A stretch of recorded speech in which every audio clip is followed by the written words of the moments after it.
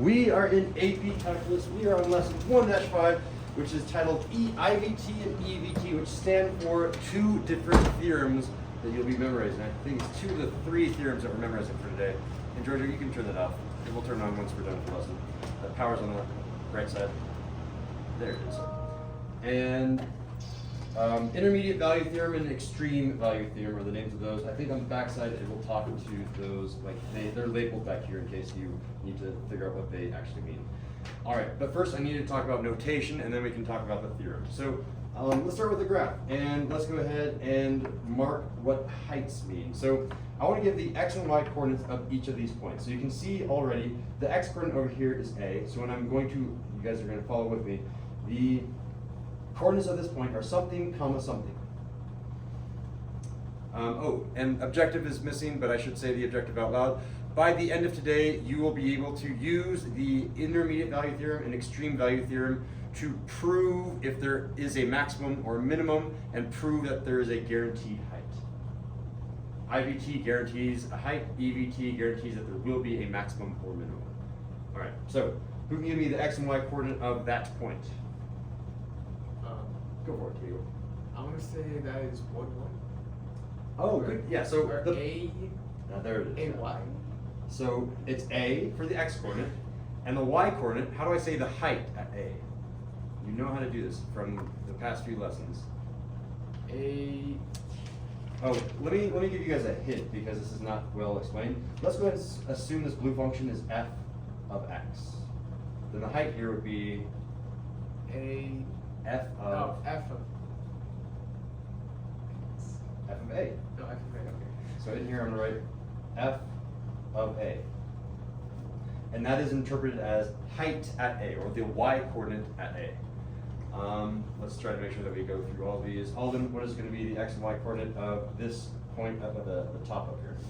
C, comma, F of C. There it is, C, comma, F of C. And finally, Giorgio, the x and y coordinate of this blue point over here, this B thing. B, comma, F of B. There it is. I'm just trying to get you guys more comfortable with this notation. And just to remind yourself, f of c, what I do for my notes is I try to draw like a little dotted line over here, dotted line, and say that this height right here is what height. What did I just mark on my y-axis? This is not a height of 7, not a height of 3, it's a height of? F of C. It is indeed f of c. And this height right here, Giorgio, is? F of B. F of b. So I can label my y-axis. And similarly, Diego over here, this height over here is F of A. Cool. We have our notation down in terms of a graph. Let's go ahead and talk about what a maximum looks like. So the reason that I'm teaching the notation is usually this is going to be some sort of multiple choice question on the AP test. And they won't say, does this function have a max? They'll ask the question like this.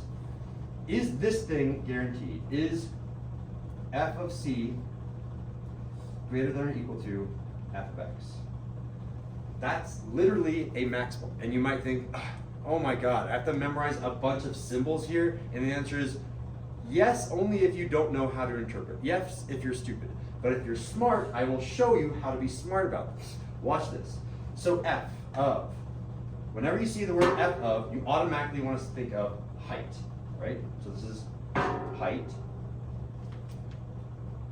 And then C, in general, for all of math, not just AP Calculus, C usually means one value.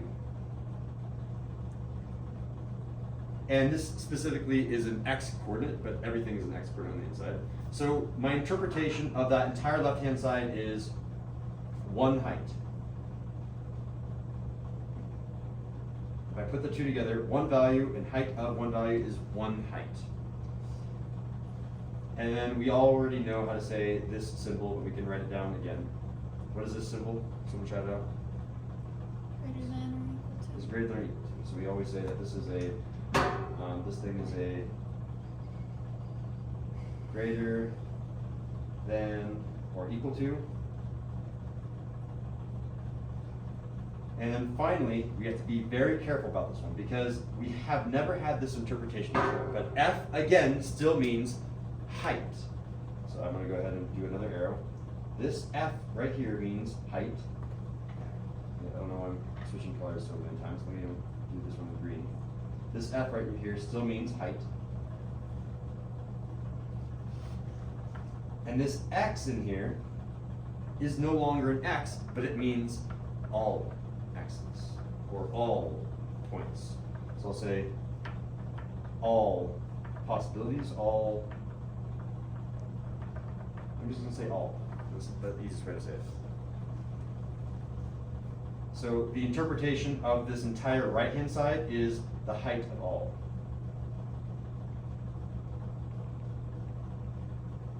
Or maybe I'll say all heights because that's how English works. I was going to say height all, but that's backwards in Spanish.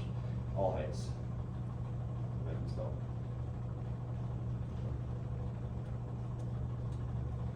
So let me go ahead and read the notation, which is confusing, and I'll read the smarter way of reading this thing.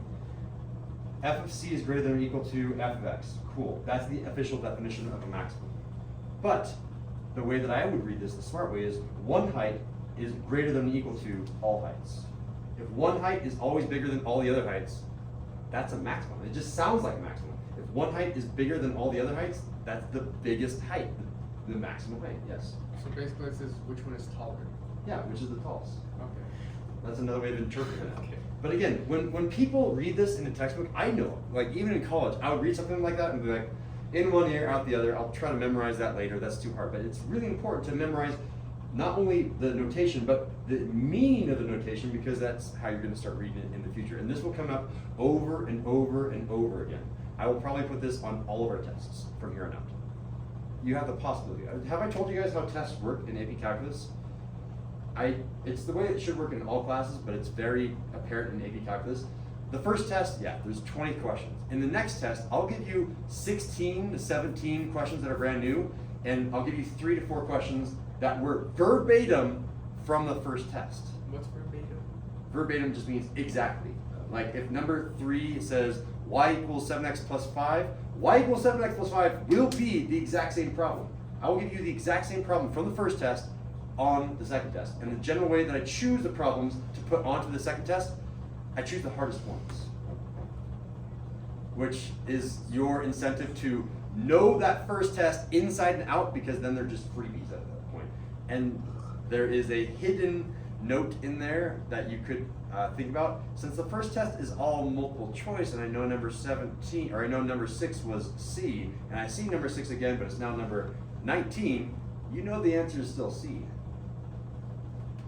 Learn these well because they come up and I recycle them throughout the year. So you basically say, okay, I'm just gonna copy and paste this, but you're not gonna switch the order of the answers. I don't even switch the order of the answers. Are we gonna be able to like work together in groups before tests? Oh, definitely, yeah. When we're Okay. studying, yeah. That's good because I feel like We we're all gonna be haven't even got those the papers that you give us for like teacher corrections, group studies. Oh, I will hand that out by today. I'll print that out while you guys are doing homework. The extra credit trackers. I should have done that the very first day. That's my bad.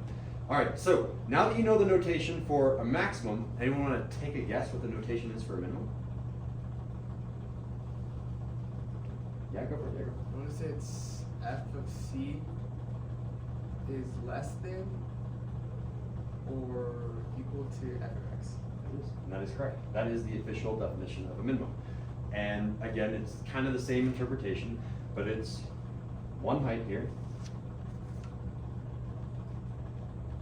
is less than or equal to all heights.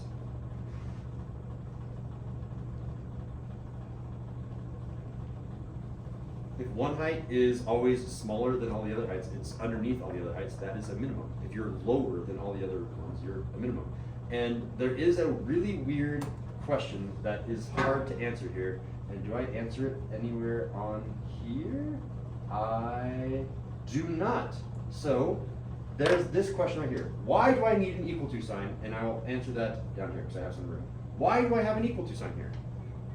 because it's equal to that height or above it. Sorry, that doesn't make any sense. But like, it's equal to all the points. It's equal, okay. I'm not saying this very well, but it's equal to the maximum point, the tallest point. It's equal to the tallest point. I The think highest you point. basically have it. You're probably just struggling with putting it into words. Yeah. Can someone else say it, phrase what Alden did a different way? Or phrase your answer? Just don't repeat what Alden said.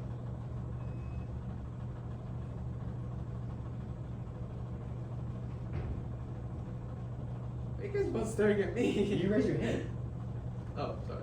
If I did, then I'm gonna guess that it's that the maximum, the reason it has the greater than or equal to, is that the f of x, like the maximum, is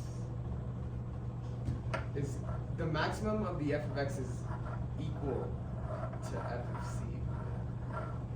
F of C is I'm equal to gonna say F of C, like that point up there, like it's equal to that, but it's greater than all the other points. Do you know what I mean? No. Here, can I put it in my words, or do you want to shut it, Giorgio? Wait, I'm not even sure. I'm just gonna assume f of c is greater than or equal to Yeah. Why? all heights. Why do we have the? Oh, y equal to? Because isn't that Because one it's a height closed right point. here? That's like. No, it's not that. So here's the problem. These symbols refer to these graphs, by the way. F of C here, I chose C to be the maximum, so this is the maximum, right? C is the maximum. This is the answer that I was hoping to get, but it's a hard question because you guys have never seen this before. Is this one of the possible x's? Is that one of the all points? Yes, it is.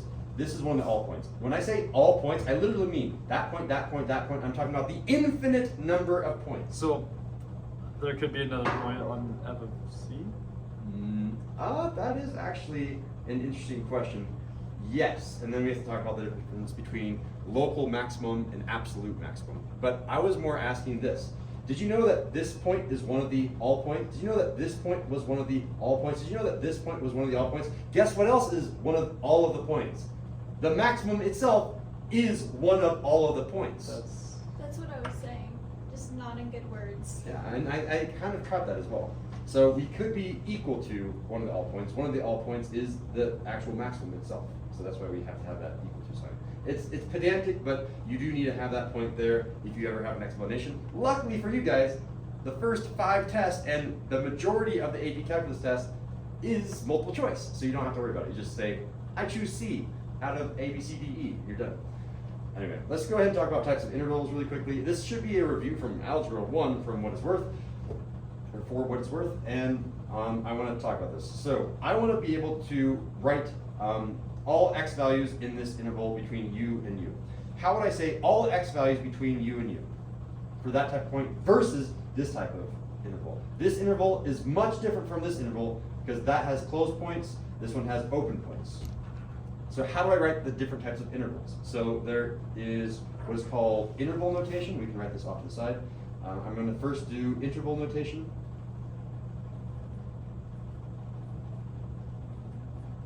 You should write this down as well. And there's inequality notation.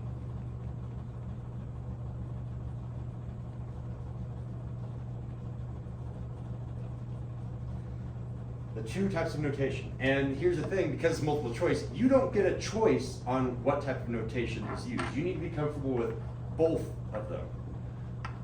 Of course, when you're doing your free response on the homework tonight, let me check what our homework looks like tonight. You don't really get a choice. Yeah, I do it for you. So you need to be comfortable with both of them.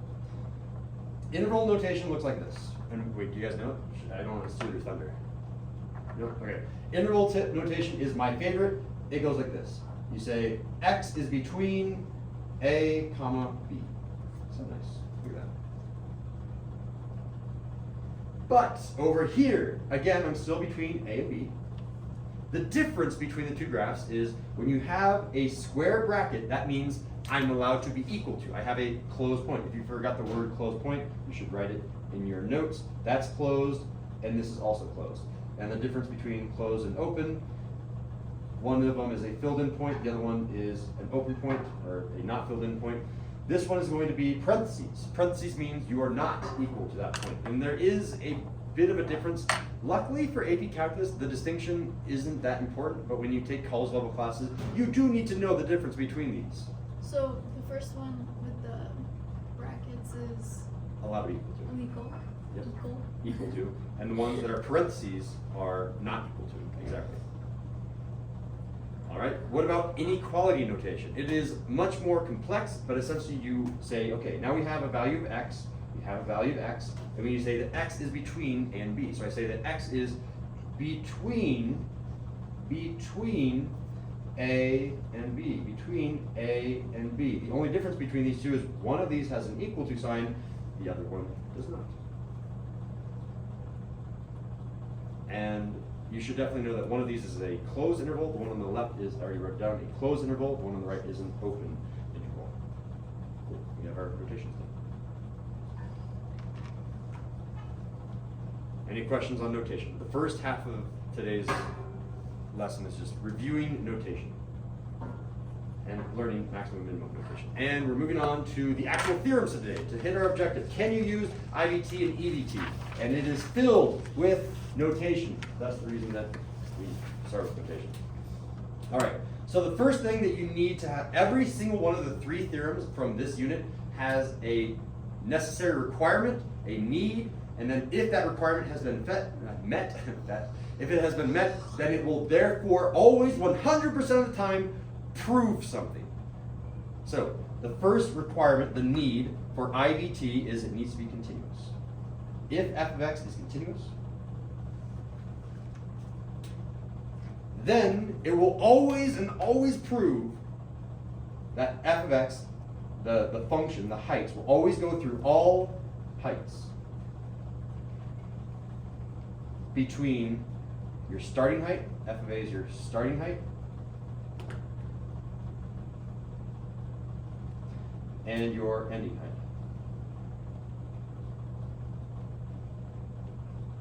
So the opposite would be if there was like a jump or something like that. Yeah, well, yeah, I'll show you what that looks like in a second with the graph, but yeah, if there's a random jump, then you're not guaranteed to go through all those heights because you're jumping over those heights. And those are only guaranteed one time, once. You might go through more than once. It might go through twice, thrice. It might go through like nearly infinite number of times, but we're only guaranteed once by this theorem. Okay, so here's my challenge to you. I want you to not pick up your pencil. You're continuous. You're not allowed to pick up your pencil, and you are allowed to connect these 2 points in any way that you want. You can go whoop, and it has to be a function also. I assume that's a function because it's an f of x. So even if it's not a function, that's okay, because can I show you something that's not a function? This is not a function because it doesn't pass the vertical line test. But even if you don't make it a function, it doesn't even, just go ahead and make it continuous. Do whatever you want and make a graph. Let me see it on your papers. Perfect, perfect, perfect. And here's the way that we're going to check this. I want you to make a rectangle. Make a rectangle as if these were the corners of the rectangle. So the rectangle is going to look roughly like that, but make it look nicer than mine. So go ahead and make a rectangle. Does the graph have to fit in the rectangle? The rectangle has to go through this point and this point. Okay. You're going to draw over your graph now.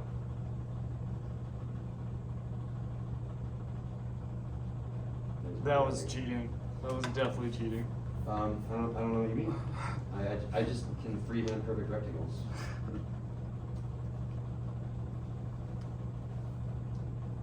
So here's what this theorem is really saying. If we choose any point, any x coordinate, I should do this with the laser pointer so I don't have to erase. If you choose any x coordinate in this interval, I can guarantee each of you that at least one time I will be able to draw a line through this height and it will intersect your function at least one time. That's what IVT says. In this rectangle, choose any of these inputs that you want, and I will at least be able to draw a vertical line and it will intersect your function at least one time.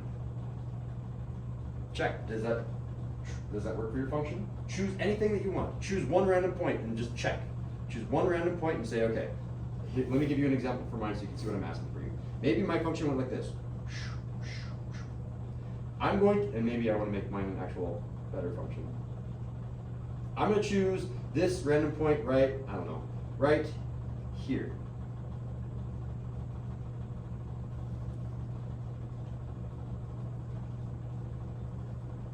And that's maybe a bad point, but let me talk about why I'll choose that point in a second, but I want to choose something that makes more sense first. Let me choose this point right here.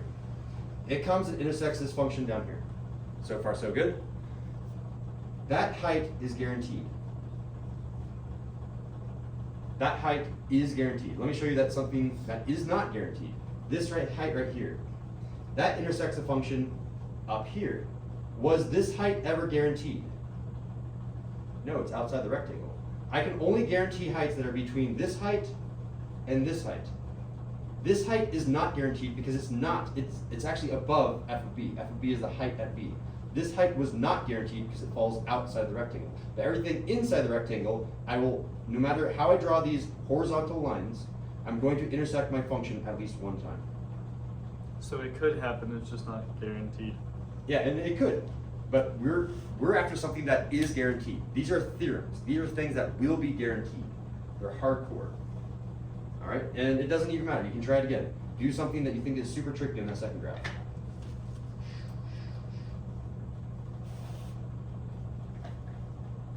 And then you can make your rectangle and say, okay, anything in that rectangle.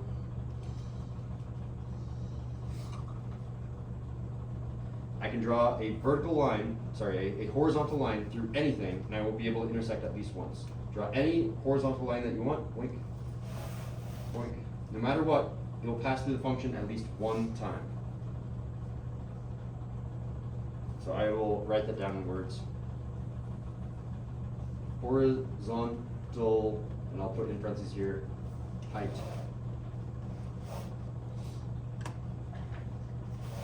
Will always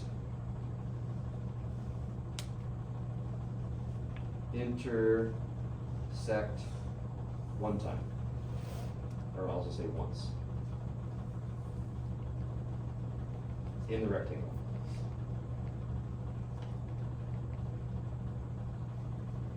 So graphically, we have an interpretation, and then this is the algebraic interpretation. Okay, that's IVT, it proves heights. If we have something that's continuous, if you don't pick up your pencil, then I will prove to you that all the heights will be hit at least once inside that rectangle. Okay, what are the bounds for the top and bottom of the rectangle? Lower bound, or it could be the upper bound. These are the boundaries for the top and bottom. A and B are the bounds left and right. Notice that A was left boundary, B was right boundary. F of B is this top boundary, F of A is that bottom boundary. If you don't have that memorized, I can draw it on here as well. This is F of B for the top boundary, F of A was the bottom boundary, A was this left boundary, B was that right boundary. Those are the four boundaries of the rectangle. Anything inside the boundaries of that rectangle, heights are guaranteed. If I have a height that's outside of that, something up here, is not necessarily guaranteed. It could happen, but it is not a must happen. Okay, that's enough talking about IVT. Let's talk about EVT. EVT, extreme value theorem, is about extremes. Did you know that extremes, or I guess it's extremums, if it's plural.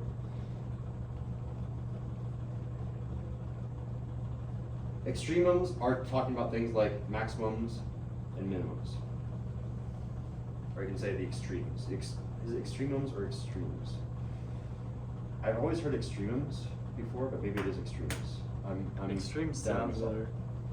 If I ever say the extremes of a function, what I'm really asking about is the maximum and minimum of the function. It's just another word that encompasses both of those things. So extremums are those two things. And it could be a local max or an absolute max, but we don't really care yet. All right, so there are two things that you need. First, you need to be continuous. Write it down.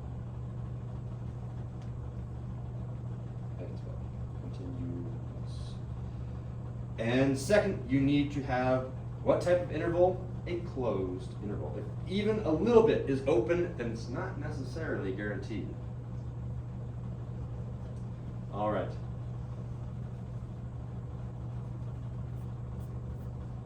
So, and I wrote the algebraic definition. Alden, what does this thing mean? How do I read that out loud? a one-word, three-letter word? It's the value of C? The value of C is less than or equal to all the other points? So that is a complex definition. I just want a one-word definition. It's one of these two words. That's, it's a minimum, right? That's a minimum. And Diego, what's the other one? Maximum. So, I'm going to simplify this for you guys. If we have a continuous function and it's a closed interval, then we have a minimum and we have a maximum. I don't know where they are. I don't know how many there are. There could be a bunch of different minimums, but I know that there is a minimum and there is a maximum, and that is it. It's kind of a useless function, but it is useful in one tiny way, but we can talk about that later. All I'm trying to say is we can show that there is one of these things. So here's my question for you. Can you draw a line between these 2 points and not have a maximum or minimum? Look, you can't pick up your pencil, it's continuous, and I made it so that these points are closed. Can you draw a line between these 2 functions that doesn't have a maximum? Try it. Here, let me just draw a simple line. If I draw a straight line, the maximum is right there, the minimum is right there. Darn. Well, maybe I want to make it curvy. Maybe I want to go like this. Now I have a maximum, a tied maximum here and here, and I have a minimum down there. Is it possible to draw some sort of curve that has no maximum or minimum? And this is one where it's kind of fun because usually one student each year finds what they think is a really good counterexample, especially on that second graph. I'm guessing that doesn't work. Yeah, so your minimum is right there, your maximum is right there. Anyone think that we can find a counterexample with their graph? They can't lift the pencil, can they? Giorgio is the one that found it first. He found what is pretty close to a counterexample. Try that second graph, guys. Is there a counterexample? What about the that has first? no What about the maximum? first one? Good job, Alden. What about the first one? You go straight across. Yeah, and so straight down. let me talk about that first one. Giorgio has this graph right here. Straight down and then a right angle, straight down. So here's the maximum. Or I guess I will prove that there's a minimum. The minimum's right there. And here's the maximum. And can I talk about the maximum in a second once I talk about this graph? Because this graph will help with this graph. Alright. Most of you, hey, all 3 of you did it. Good job, guys. We have a really good, strong classes here. Most people will put a line here and be like, haha, counterexample. Where's the maximum? Where's the minimum, Mr. Snell? And I answer, every single point is a maximum and every single point is a minimum. Huh? And that's why we have this equal to sign. That's another reason that we have this equal to sign. Is this one point greater than or equal to every other point? Yes. In terms of the heights. Is this height right here greater than or equal to every other height? Yes. So therefore it is a maximum. Is this one height right here less than or equal to every other point? Yes. Every single point on here is a maximum and a minimum. So not only are you guaranteed to have a maximum or minimum, in this one scenario, you have an infinite number of maximum and an infinite number of minimums. That's the crucial part behind that equal to sign. One of the trick questions that I've seen that I will be putting in this class is I accidentally, in air quotes, accidentally forget that equal to sign, and then it no longer works. Then this is a valid counterexample with a line right here. And for that same reason, this has an infinite number of maximums up here and one minimum down here. Cool. That's it for the notes. I just want to, before I ask about the objective, I just really want to make sure that you guys know, if you have that sign missing, I will try to trick you. It has a counterexample of a straight line. All right, let me get our fist of 5 on our objective. Our objective is not written, but how well can you use intermediate and extreme value theorem to prove that a function either has heights or prove that a function has extremes? Where you at? 5, Wait. 4.5. Give me a 4.5. 3.5, 4.5. 4.5, okay.